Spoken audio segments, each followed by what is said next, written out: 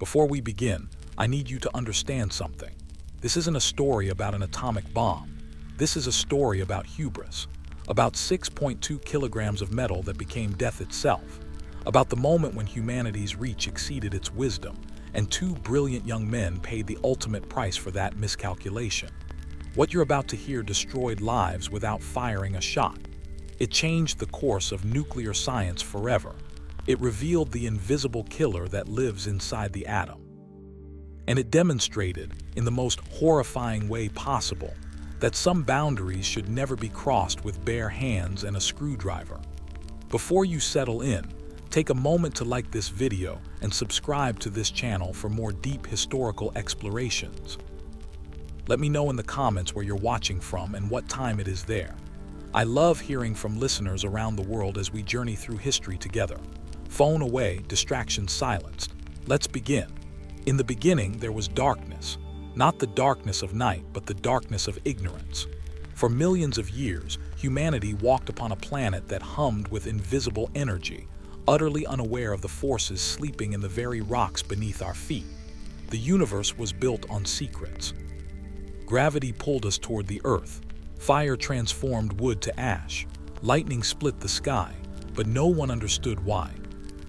Our story begins in a world before atomic knowledge, in an age when scientists believed matter was solid and unchangeable, when the atom was thought to be the smallest, most fundamental unit of existence. The word itself, atom, comes from the Greek atomos, meaning indivisible, uncuttable, final. For 2,000 years, from the time of Democritus and Leucippus in ancient Greece, this belief held firm. The philosophers of Athens walked marble halls and declared that if you cut an apple in half, then cut that half in half, and continued this process infinitely, you would eventually reach a particle so small it could be divided no further. They called this theoretical particle the atom. They believed it was the end of all division, the fundamental building block of reality. They were catastrophically wrong, but the ancients can be forgiven their ignorance. They had no instruments to peer into the invisible realm, no microscopes, no spectroscopes, no ways to measure what could not be seen. They relied on logic alone, on thought experiments conducted in the theater of the mind, and for 2 millennia, their theories satisfied the curiosity of civilization. The medieval period brought little advancement. While alchemists in Damascus and Baghdad, in Prague and Paris, sought to transform lead into gold, they worked in darkness.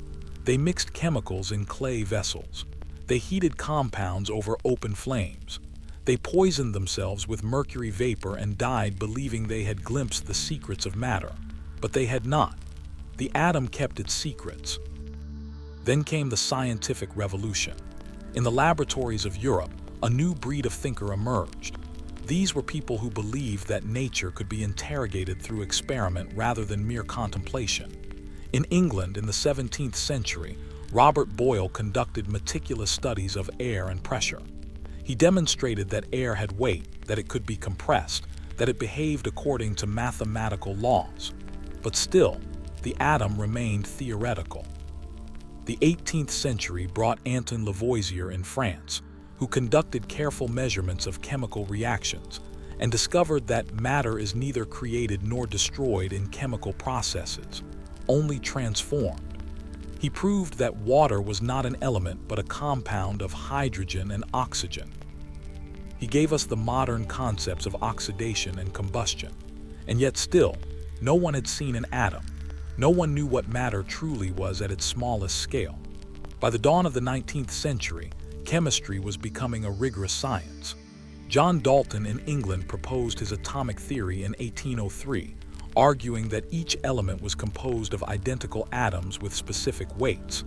He showed that compounds formed when atoms combined in simple ratios.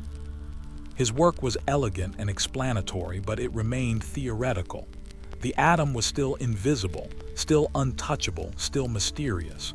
The first chapter of this story takes us to the late 19th century, to a world on the brink of transformation. Electricity was being harnessed. Railways connected distant cities.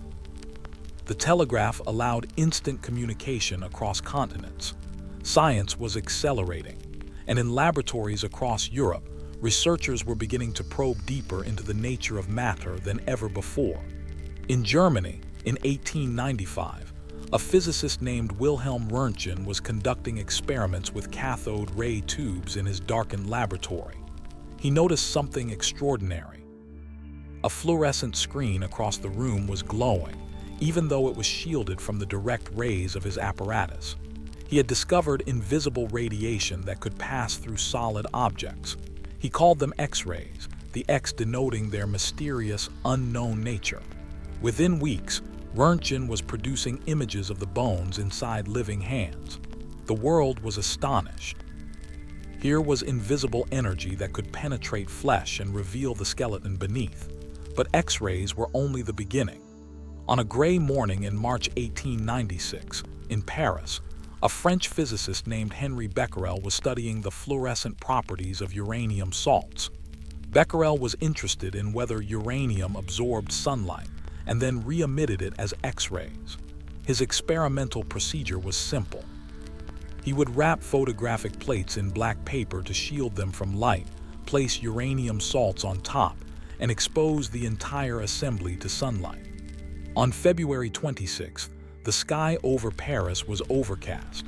There was no sunlight for his experiment. Frustrated, Becquerel placed his wrapped photographic plates in a drawer with the uranium salts still resting on top, intending to wait for better weather. Several days passed. The weather remained gloomy. Finally, on March 1st, Becquerel decided to develop his photographic plates anyway, perhaps expecting them to be blank. When he removed them from their chemical bath, he was shocked.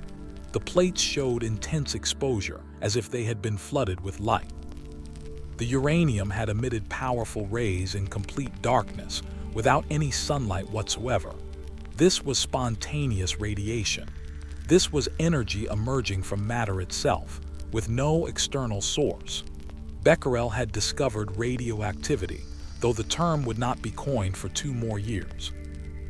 In that same laboratory in Paris, a brilliant Polish woman named Maria Skłodowska, who had married the French physicist Pierre Curie and took the name Marie Curie, learned of Becquerel's discovery. Marie Curie was fascinated. She decided to investigate whether other elements also emitted these mysterious rays. She obtained samples of pitchblende, a uranium ore, and began tedious, meticulous work of extraction and measurement. What Marie Curie discovered would change the world.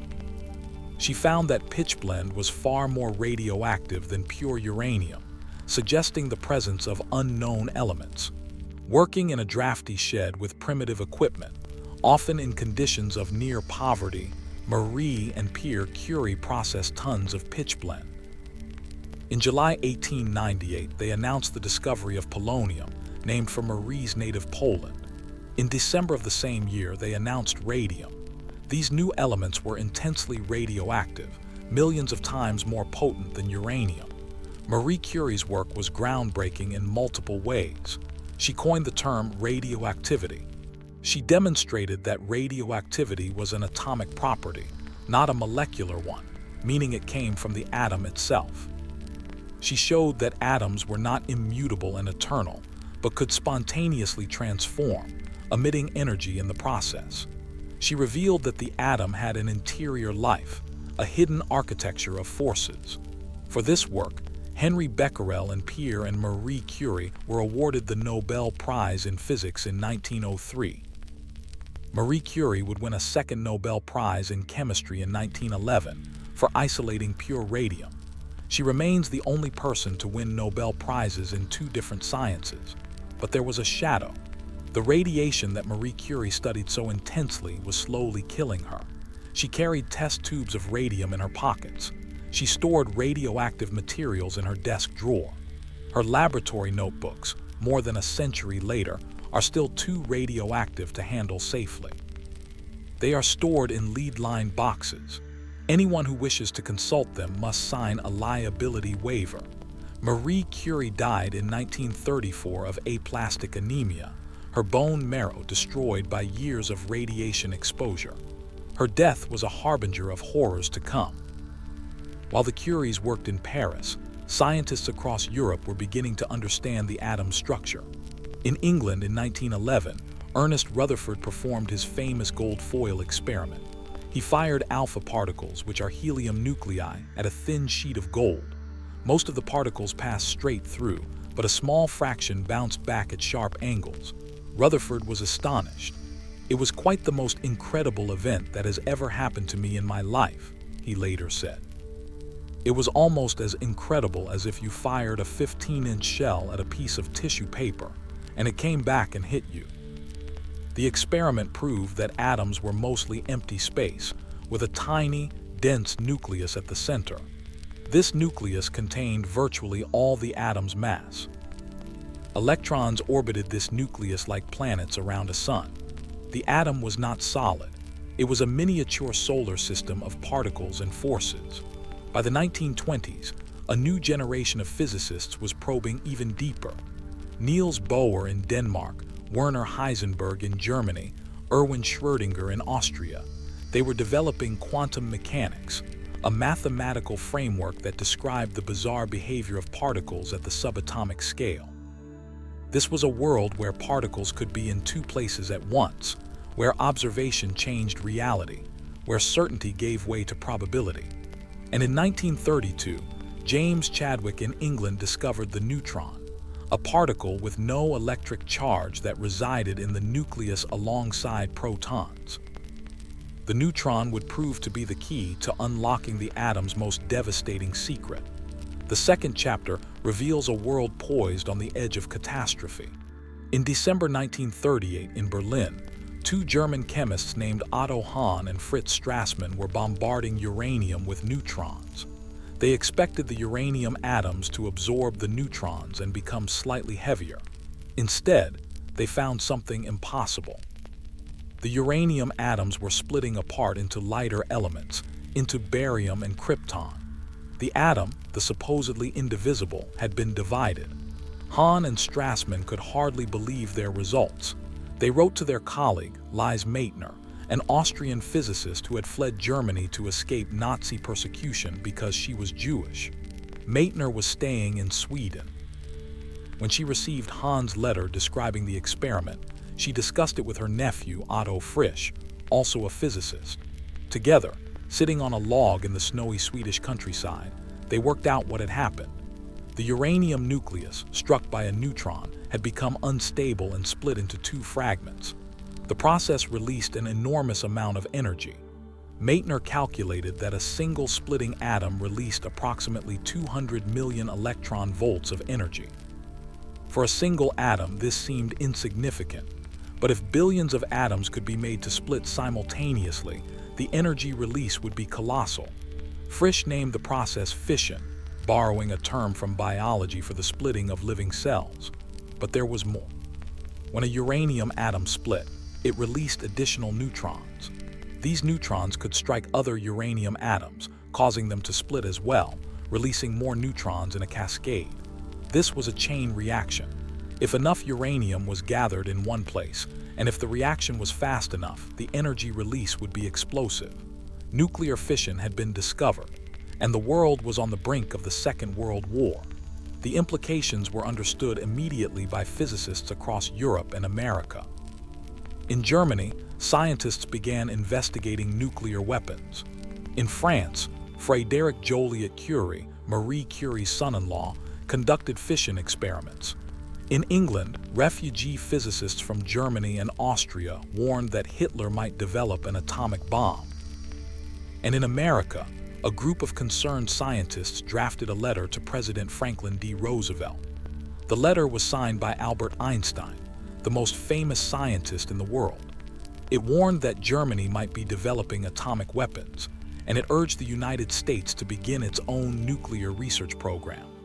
The letter reached Roosevelt in October 1939, just weeks after Germany had invaded Poland and ignited World War II. Roosevelt authorized funding for atomic research, but the project began slowly with little coordination and modest budgets. Then came Pearl Harbor. On December 7, 1941, Japan attacked the United States Pacific Fleet in Hawaii. America entered the war. Everything changed. The atomic research program was reorganized under military control, vastly expanded, and given a code name: the Manhattan Project. The Manhattan Project became the largest scientific endeavor in human history. At its peak, it employed more than 130,000 people at dozens of sites across the United States. It cost approximately $2 billion in 1940s currency, equivalent to roughly $30 billion in modern terms.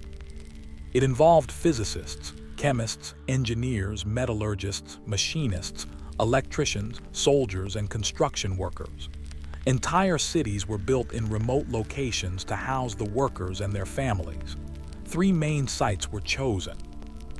Oak Ridge in Tennessee would house facilities for enriching uranium, separating the rare fissile isotope uranium-235 from the much more common uranium-238. Hanford in Washington state would house nuclear reactors to produce plutonium, a new element that did not exist in nature but could be created by bombarding uranium with neutrons. And Los Alamos in New Mexico would be the central laboratory where the actual weapons would be designed and assembled. Los Alamos was built on a remote mesa, 7,300 feet above sea level, surrounded by desert and mountains. It was chosen for its isolation. The mesa was accessible by a single winding road. It could be secured and guarded. Scientists arriving there were told they were going to Site Y, or simply the hill. They lived behind barbed wire fences. Their mail was censored, their identities erased from public records. They could not tell their families where they were or what they were doing. Los Alamos was a secret city dedicated to a single purpose: building the atomic bomb.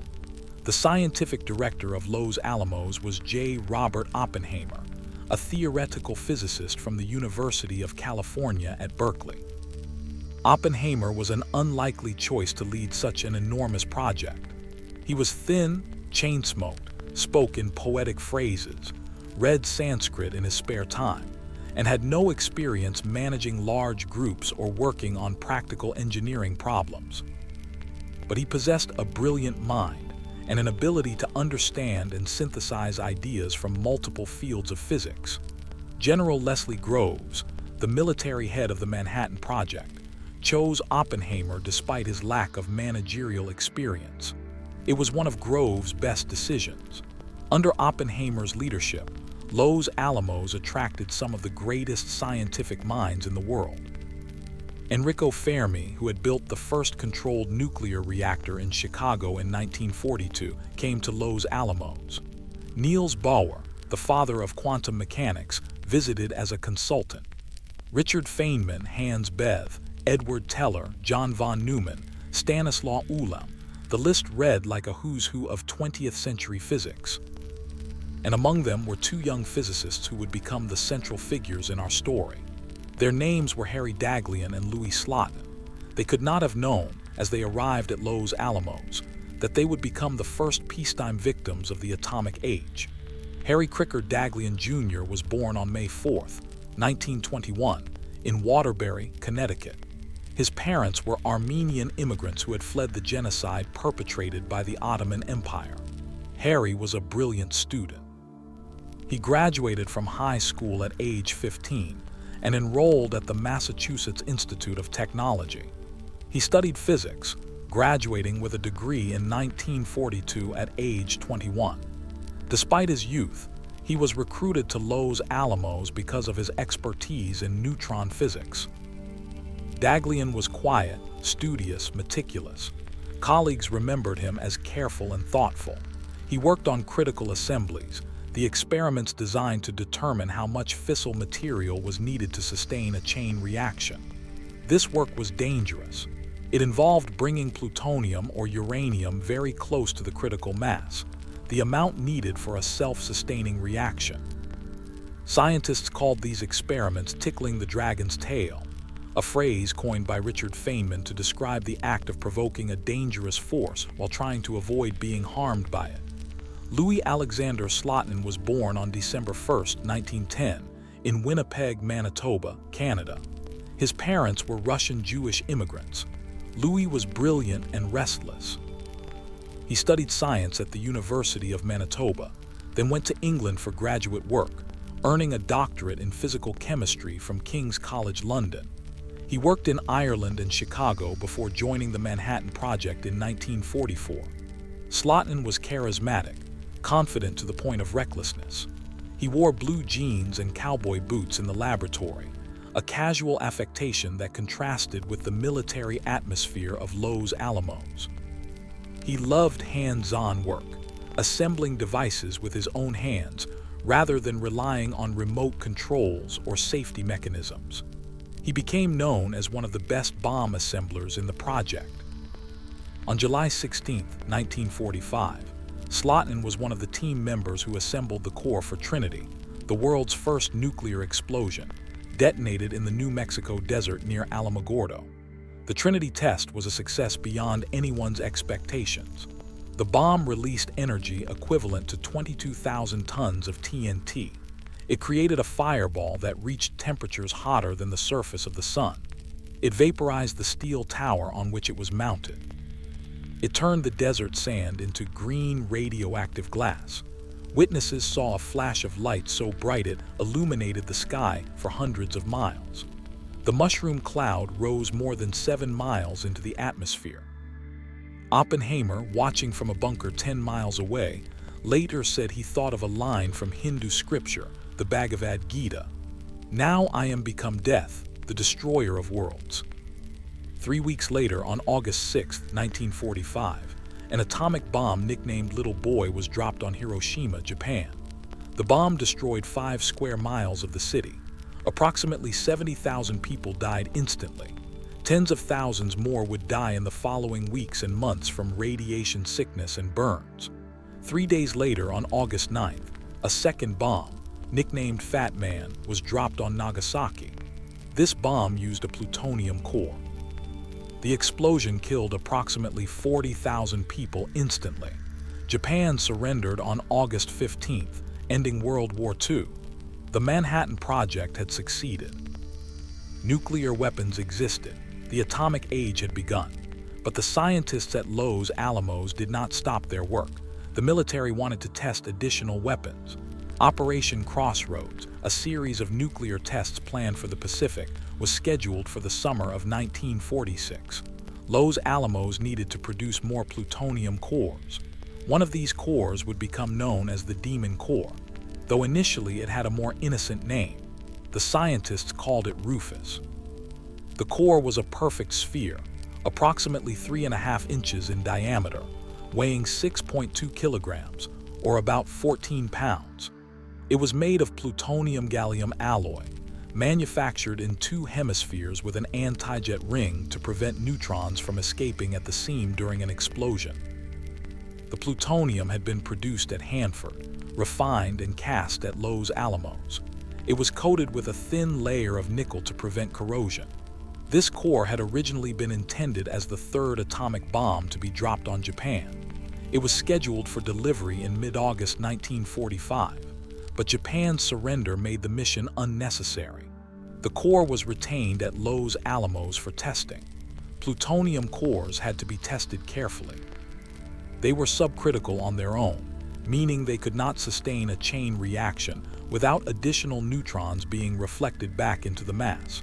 But they had to be very close to criticality to function in a weapon. Scientists needed to know precisely how close. This required experiments. The experiments were conceptually simple. A plutonium core would be surrounded by neutron reflectors, materials that would bounce neutrons back into the core.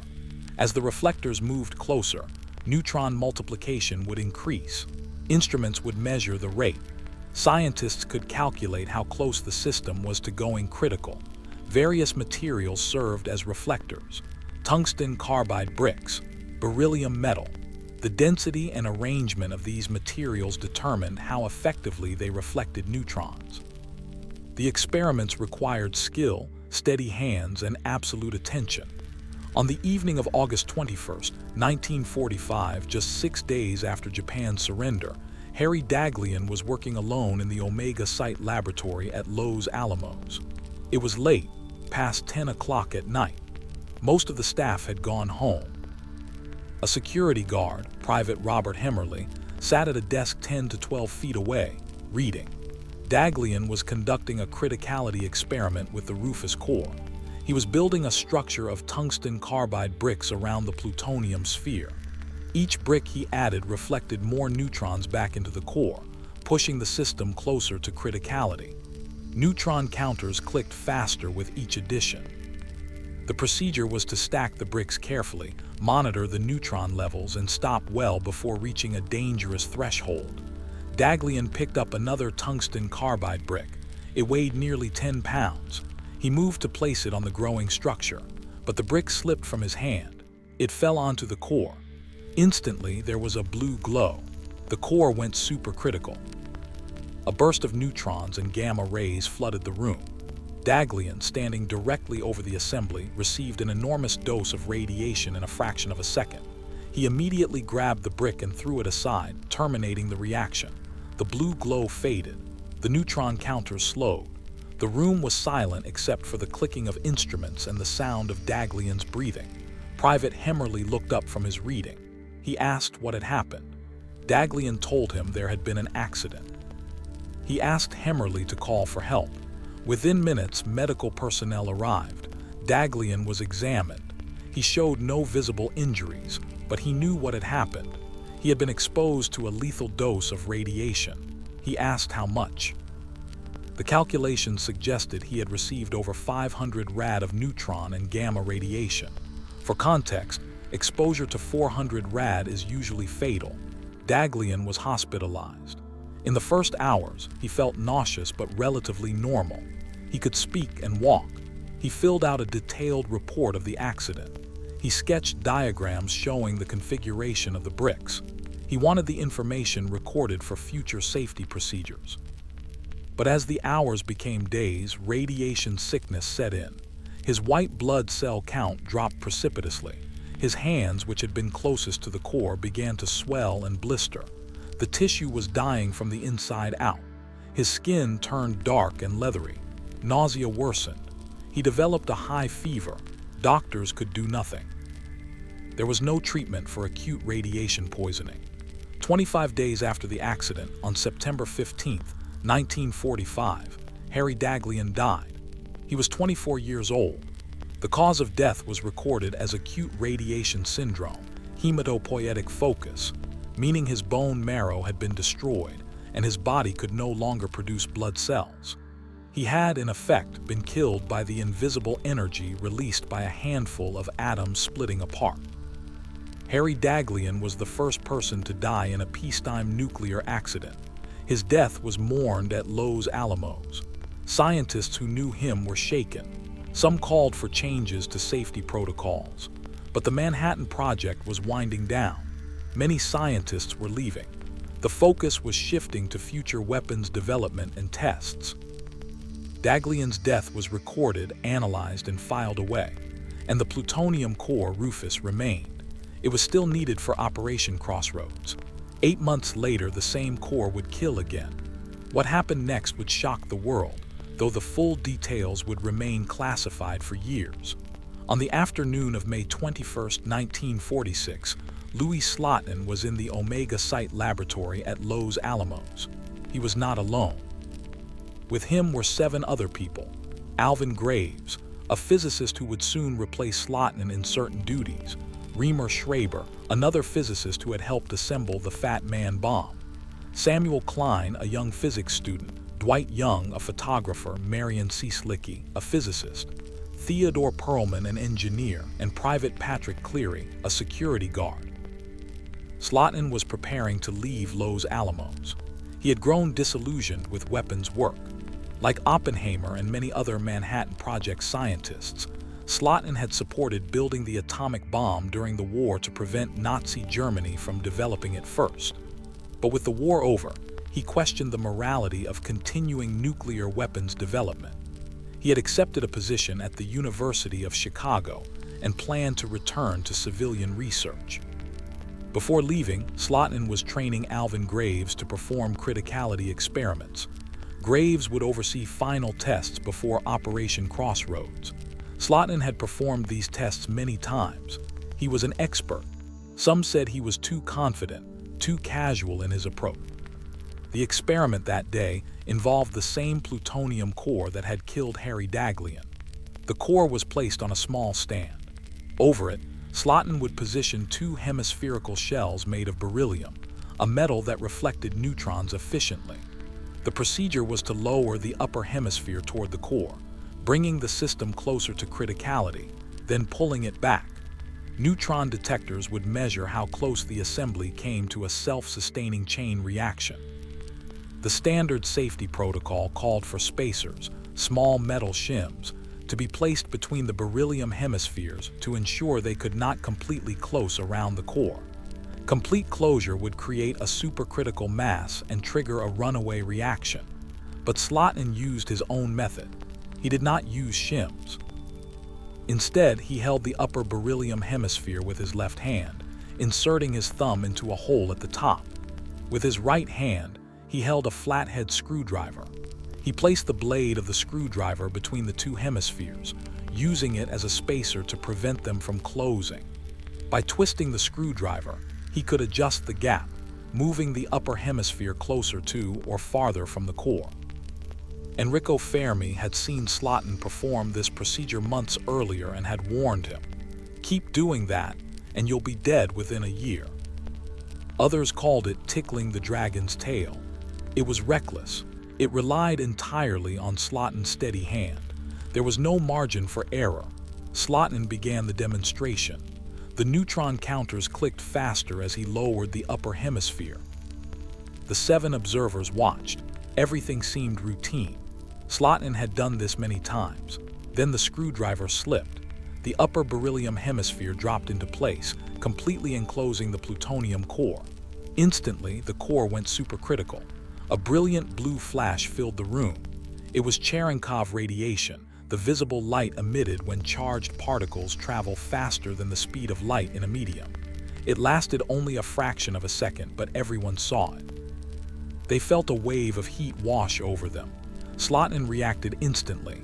He grabbed the upper beryllium hemisphere and flipped it to the floor. The reaction stopped. The blue glow vanished. The room fell silent. Slotin looked at the others. His face was pale. He said quietly, "That does it."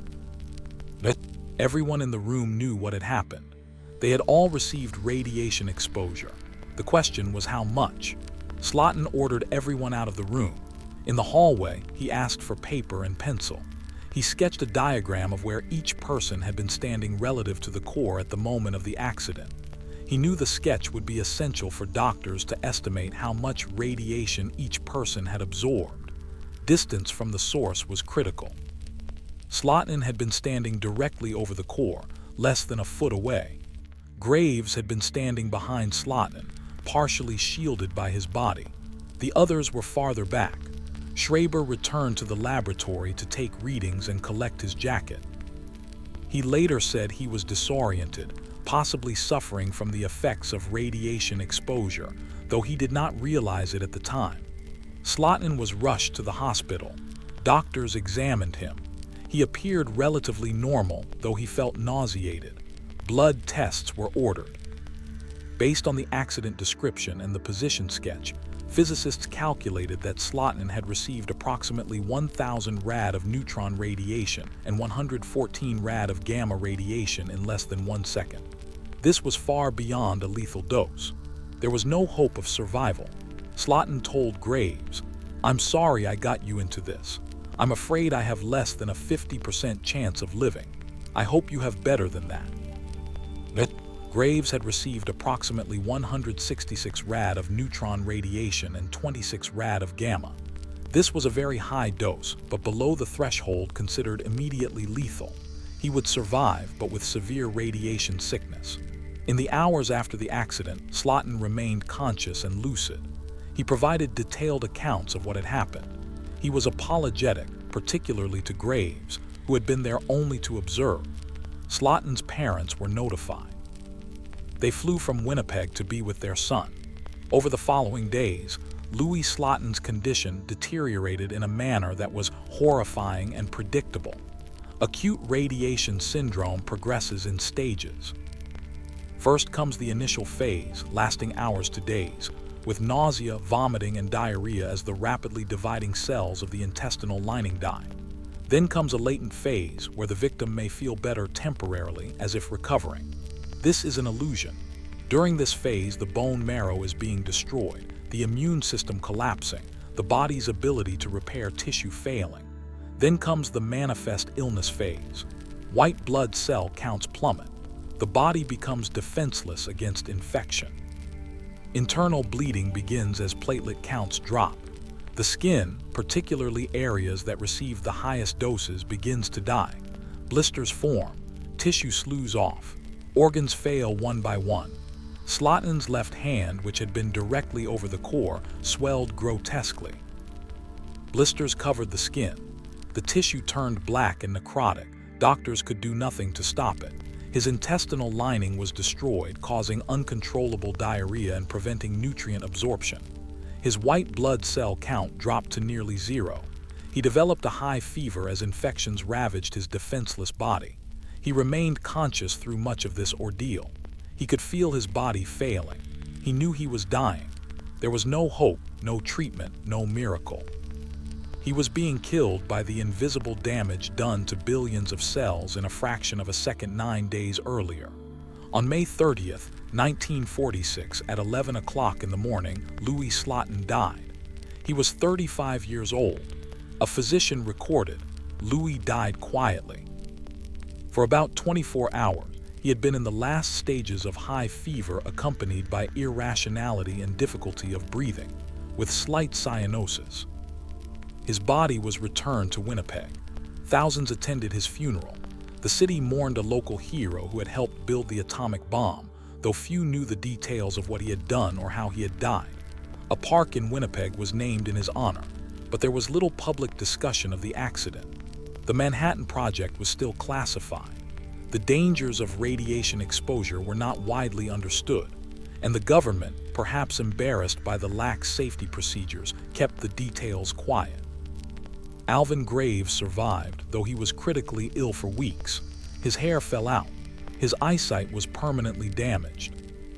His sperm count dropped to zero and took months to recover.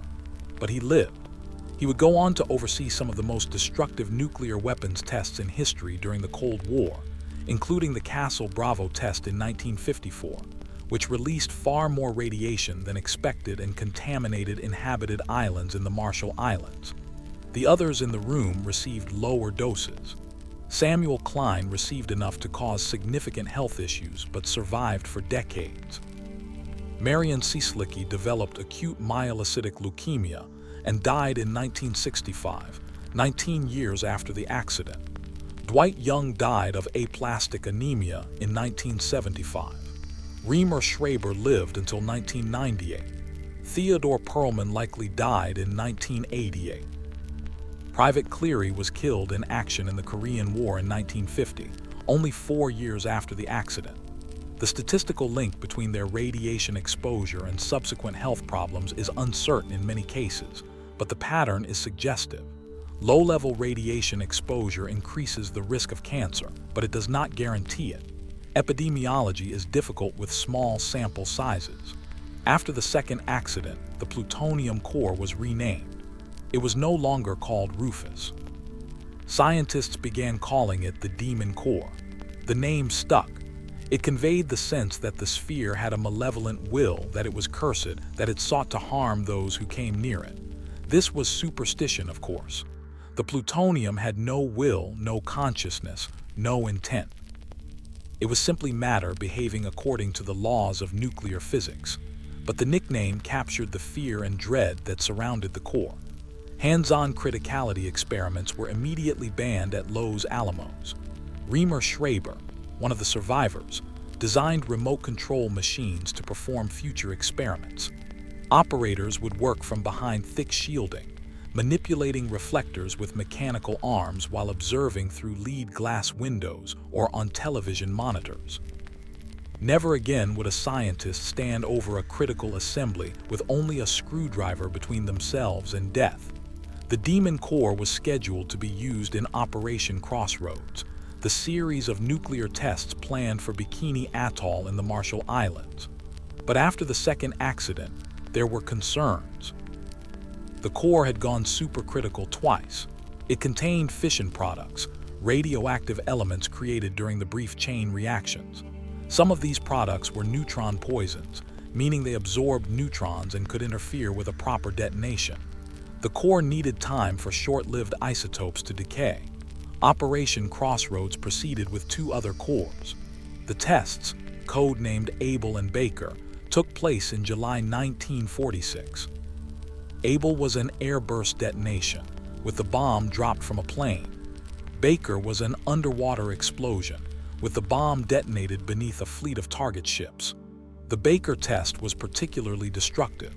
It created a massive column of radioactive water and debris, contaminating the target ships so thoroughly that they could not be decontaminated.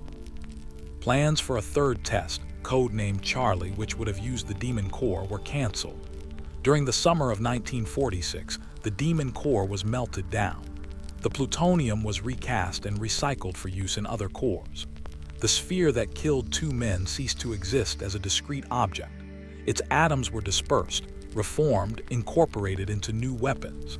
In a sense, the Demon Core lived on, its plutonium participating in nuclear tests throughout the Cold War.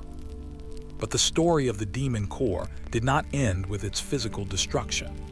As we approach the modern age, the Demon Core became a symbol, a cautionary tale told in physics departments and nuclear laboratories around the world. It represents the danger of hubris, of treating deadly forces casually, of cutting corners in the name of efficiency or bravado. The third chapter reveals how the scientific community grappled with the lessons of the Demon Core accidents. In the immediate aftermath of Louis Slotin's death, a debate erupted at Los Alamos. Some scientists called for stricter safety protocols, mandatory remote handling, and more conservative procedures. Others resisted, arguing that excessive caution would slow research and limit scientific understanding.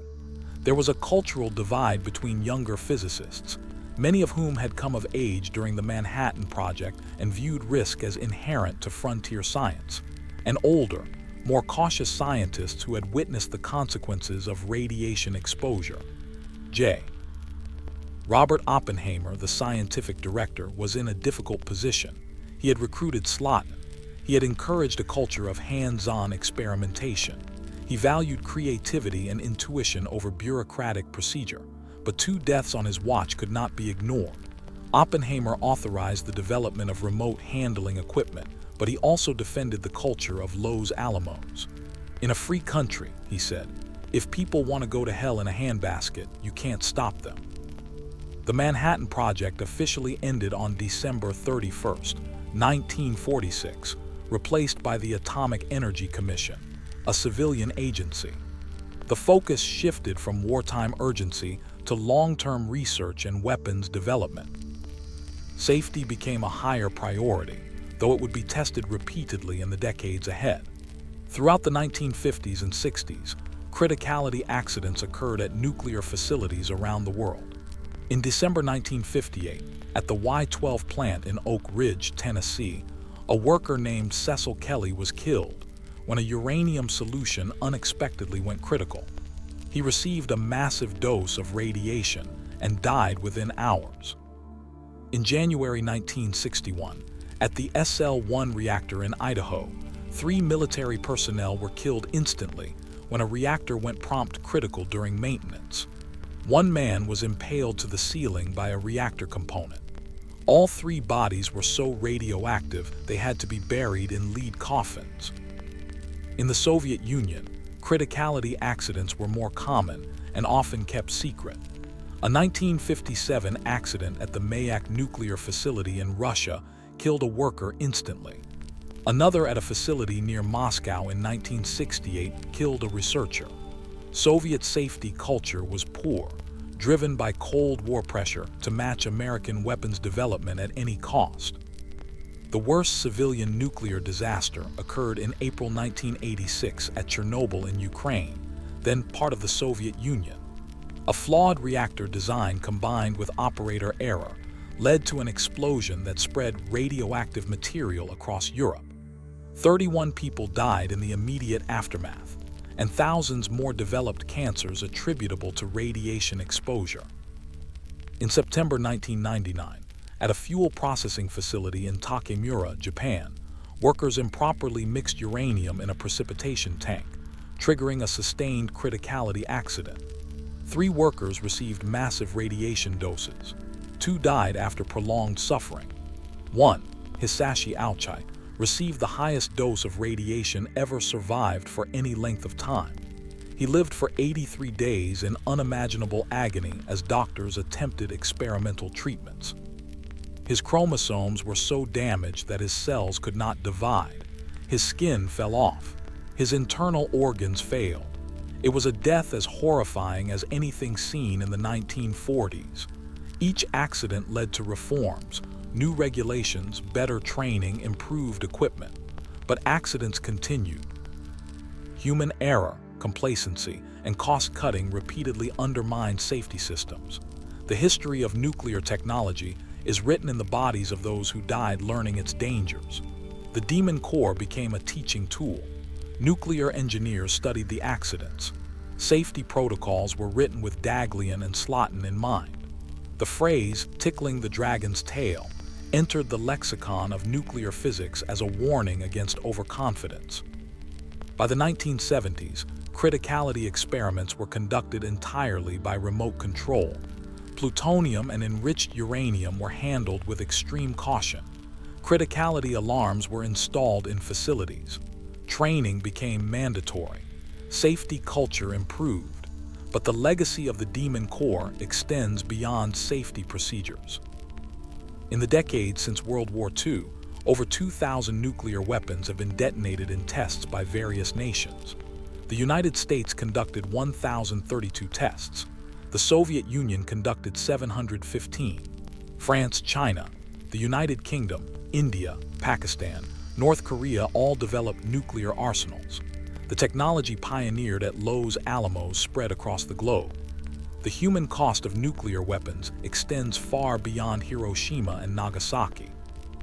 Downwind from the Nevada test site, where the United States conducted atmospheric nuclear tests in the 1950s, thousands of civilians were exposed to radioactive fallout. Cancer rates spiked. Thyroid disease became epidemic. These people, later called downwinders, received little compensation and less acknowledgement for decades. In the Pacific, the story is even more tragic. At Bikini Atoll, where Operation Crossroads took place, the indigenous population was evacuated in 1946. They were told they could return when the tests were complete. They never returned.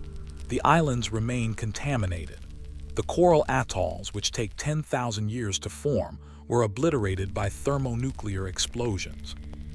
Entire islands vanished, leaving only radioactive craters. At Inwatak Atoll, another Marshall Islands test site, residents were relocated before 43 nuclear tests were conducted between 1948 and 1958. When they were allowed to return in the 1980s, they found their homeland irreversibly changed. Soil contamination made agriculture impossible. Fish from the lagoon were unsafe to eat. Birth defects and cancers plagued the community. Lijan Eknalang, a Marshallese woman who was a child during the Castle Bravo test in 1954, testified before the International Court of Justice in 1995. She described how the sky filled with white ash that fell like snow. Children played in it, not knowing it was radioactive. She described the illnesses that followed. Women giving birth to jellyfish babies, infants so deformed they did not resemble human beings, men developing cancers at unusually young ages, the destruction of food crops, the contamination of drinking water, the loss of homeland, culture, and health. The Demon Core, melted down and recycled, may have been part of the bombs tested in the Pacific. Its atoms may have contributed to the suffering of people who had nothing to do with World War II, who had never consented to bearing the risks of nuclear weapons development. This is the darker legacy of the atomic age. The scientists who built the bomb did so believing they were preventing a greater evil Nazi domination of the world. They succeeded in that goal, but the weapons they created unleashed forces that could not be controlled, consequences that echoed through generations. J. Robert Oppenheimer, reflecting on his role in developing the bomb, quoted the Bhagavad Gita, "Now I am become death, the destroyer of worlds." He later lobbied against the development of the hydrogen bomb, a weapon 1,000 times more powerful than the bombs dropped on Japan. For this, he was accused of disloyalty during the Red Scare of the 1950s. His security clearance was revoked in a controversial hearing in 1954. He died in 1967, largely ostracized from the scientific establishment he had helped lead. Enrico Fermi, who warned Louis Slotin about his reckless methods, died of stomach cancer in 1954 at age 53. Whether his cancer was related to radiation exposure is unknown, but he had worked closely with radioactive materials for decades. Richard Feynman, who coined the phrase "tickling the dragon's tail," went on to become one of the most celebrated physicists of the 20th century. He won the Nobel Prize in Physics in 1965 and became famous for his wit and his ability to explain complex ideas simply. But he too reflected on the bomb with ambivalence. "Is science of any value?" he once asked. "I think a scientist looking at the world around him has a great responsibility for trying to understand it and not stand in the way of it." The question of responsibility has haunted nuclear science since Hiroshima. Can scientists be held morally accountable for the uses of their discoveries? Or is knowledge neutral, with morality residing only in application? These philosophical questions remain unresolved. Today, we still grapple with the legacy of the atomic age. 9 nations possess nuclear weapons. The United States and Russia maintain arsenals of thousands of warheads each, many times the number needed to destroy civilization. Tensions between nuclear-armed states periodically flare. The risk of accidental or intentional nuclear war has not disappeared. If anything, as more nations acquire nuclear weapons, and as command and control systems age, the risk may be increasing. The Demon Core, a 6.2 kilogram sphere of plutonium, killed 2 men in 2 separate accidents in the span of 9 months. Those deaths, while tragic, pale in comparison to the hundreds of thousands killed in Hiroshima and Nagasaki, and the thousands more harmed by testing and accidents in the decades since. Yet the Demon Core holds a unique place in nuclear history. It represents the moment when the danger of atomic energy was demonstrated in the most direct, visceral way possible. Not in a distant city destroyed by war, but in a laboratory among scientists by a simple mistake. Harry Daghlian and Louis Slotin were brilliant young men who dedicated their lives to science. They believed they were serving their country, protecting freedom, advancing human knowledge. They paid with their lives for momentary lapses, for drops of bricks and slips of screwdrivers, for the assumption that they could control forces beyond human scale with human hands. The story continues. Nuclear energy provides a significant fraction of the world's electricity. It offers a path to reducing carbon emissions and combating climate change. But it also presents risks. Fukushima in 2011 demonstrated that even modern reactors can fail catastrophically. Nuclear waste remains radioactive for thousands of years, and no permanent disposal solution has been implemented. The question of how to safely harness the power of the atom, how to benefit from nuclear technology without repeating the tragedies of the past, remains urgent. In recent years, the Demon Core has experienced a strange afterlife in popular culture. Images from the Los Alamos archives, showing scientists posing with the core or demonstrating criticality experiments, have circulated online. They have become memes, symbols of scientific hubris and dark humor. Young people share pictures of scientists smiling next to the sphere that would kill them, captioned with ironic commentary about danger and recklessness. This phenomenon is curious. It suggests that the Demon Core, 80 years after the accidents, still resonates. It captures something about the atomic age, the thrilling, terrifying power of nuclear energy, the fine line between control and catastrophe, the hubris of believing humans can safely wield forces that operate on scales far beyond our intuition. The Demon Core also reminds us that science is done by human beings, fallible and mortal. The Manhattan Project is often portrayed as a triumph of intellect, a gathering of geniuses who solved an unprecedented problem. And it was. But it was also a story of exhaustion, fear, moral ambiguity, and deadly mistakes. The scientists at Los Alamos were working under immense pressure, racing against time, handling materials they barely understood. They made errors, some paid with their lives. In the philosophy of science, there is a concept called normal accidents, introduced by sociologist Charles Perrow. The idea is that in complex, tightly coupled systems, accidents are inevitable. No amount of safety procedures, training, or redundancy can eliminate risk entirely. Human error, equipment failure, unforeseen interactions between components, these factors combine in ways that cannot be predicted or prevented. Nuclear technology, Perrow argued, is particularly prone to normal accidents because it involves extremely complex processes, operates at extreme scales of energy and time, and allows little room for error. The Demon Core accidents fit this pattern. They were not caused by incompetence or ignorance. Harry Daghlian was a skilled physicist. Louis Slotin was one of the best bomb assemblers in the Manhattan Project. Yet both made small errors, momentary slips that had catastrophic consequences. In a less dangerous field, these errors would have been minor: a dropped brick, a slipped screwdriver, mistakes that would result in bruised toes or scratched tables. But in nuclear science, where invisible energies are concentrated in small spaces, such errors can be fatal. This is the lesson of the Demon Core. That some technologies are inherently dangerous, that human fallibility cannot be engineered away, that the price of progress in certain fields is paid in lives. It is tempting to imagine that we have learned these lessons, that modern nuclear facilities are safe, that accidents cannot happen. But history suggests otherwise. Every decade brings new nuclear accidents, new failures of safety culture, new reminders that the atom is not tame. And yet, we cannot simply abandon nuclear technology. The energy density of nuclear fission is unmatched by any other source.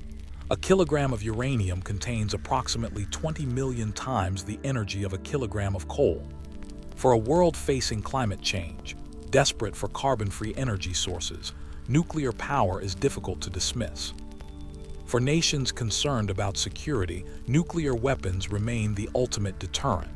The atom, once split, cannot be unsplit. The knowledge cannot be unlearned. We are left, then, with the task of living carefully in a nuclear world, of respecting the forces we have unleashed, of remembering the names of those who died so that we might understand the dangers. Harry Cricker Daghlian Jr., Louis Alexander Slotin. Their deaths were not in vain if we learn from them.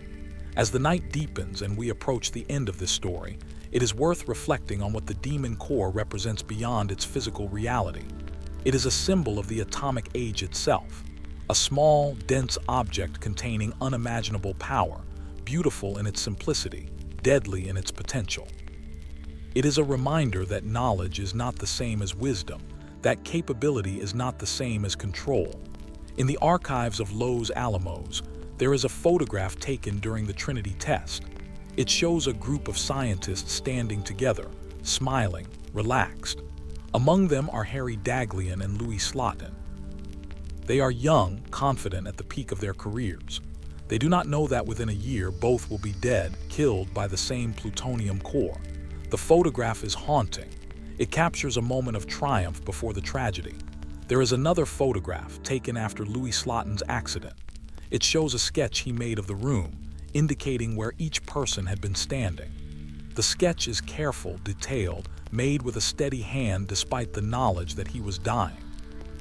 It is a scientist's final contribution, data for future researchers. It is an act of courage and responsibility. Even in his last hours, Slotin was thinking of how to prevent future accidents. These images, these moments frozen in time, are what remain of the demon core. The physical sphere is gone, melted and dispersed. But the story endures. It is told in classrooms and laboratories. It is written in safety manuals and regulatory documents. It lives in the collective memory of the nuclear science community. And perhaps it should live in the broader cultural memory as well. The demon core is part of our history, part of the legacy of the 20th century. It stands alongside Hiroshima and Nagasaki, Chernobyl and Fukushima, as a chapter in humanity's struggle to master the atom. The story of the demon core is, ultimately, a tragedy. 2 brilliant young men died needlessly. Their deaths could have been prevented with better safety protocols, with remote handling equipment, with a culture that valued caution over bravado. But in another sense, their deaths were perhaps inevitable. The Manhattan Project was conducted under enormous pressure, with incomplete knowledge in a state of near desperation. Mistakes were bound to happen. The miracle, perhaps, is that more people were not killed. We honor Harry Daghlian and Louis Slotin by remembering them, by speaking their names, by understanding how they died and why, by ensuring that their deaths contributed to a safer future, even if that future is still imperfect, still dangerous, still shadowed by the threat of nuclear catastrophe. The demon core is gone, but its legacy remains. The plutonium that formed it is somewhere still, perhaps in a warhead in a missile silo, perhaps dispersed as radioactive waste. The atoms remember nothing. They have no awareness, no consciousness. They simply exist, following the laws of physics, decaying slowly over millennia. But we remember. We carry the story forward. We tell it to new generations. We hope against evidence that we can learn from history, that we can avoid repeating our mistakes. The night is deep now. The story is nearly complete. Let us rest with the knowledge that history, however dark, is worth understanding. That the past, however painful, teaches us about the present. That the demon core, a small sphere of metal that killed without touch, remains a powerful reminder of both the brilliance and the fallibility of the human species. The final truth about the demon core is this: it was never demonic. It was simply matter, atoms arranged in a particular way, following the eternal laws of physics. The danger came not from the sphere itself, but from the way humans interacted with it, from the assumption that skill and experience could substitute for proper precautions, from the belief that we could control forces operating at scales beyond our intuition. The atom is neither good nor evil. It simply is. How we choose to use it, how we choose to respect its power, how we choose to remember those who died unlocking its secrets, these are moral questions. These are human questions. And so the story of the demon core is not finished. It continues every day in nuclear facilities around the world, in research laboratories, in power plants, in weapons arsenals. Thousands of people work with radioactive materials, conduct experiments, maintain systems, make decisions that balance risk and benefit. Most of them will complete their careers without incident, but some perhaps will make mistakes, a wrong calculation, a skipped procedure, a moment of inattention. And in those moments, the ghost of the demon core will hover close, a reminder of how thin the margin is between safety and catastrophe. We cannot eliminate risk. We cannot make nuclear technology perfectly safe. We can only minimize danger, respect the forces we work with, and remember those who came before. Harry Daghlian dropped a tungsten carbide brick onto a plutonium core on a late summer evening in 1945. He died 25 days later. Louis Slotin's screwdriver slipped on a spring afternoon in 1946. He died 9 days later. Their deaths were not in vain. Because of them, procedures changed. Because of them, safety improved. Because of them, countless future accidents were prevented. But their deaths were also a warning that we have not fully heeded, a warning that the atomic age is built on invisible dangers, on forces that kill without sound or touch, on energies that can turn deadly in a fraction of a second. The demon core is gone, but the demons it represents, the hubris, the complacency, The assumption that we can safely control what we barely understand, these demons remain. They haunt every nuclear facility.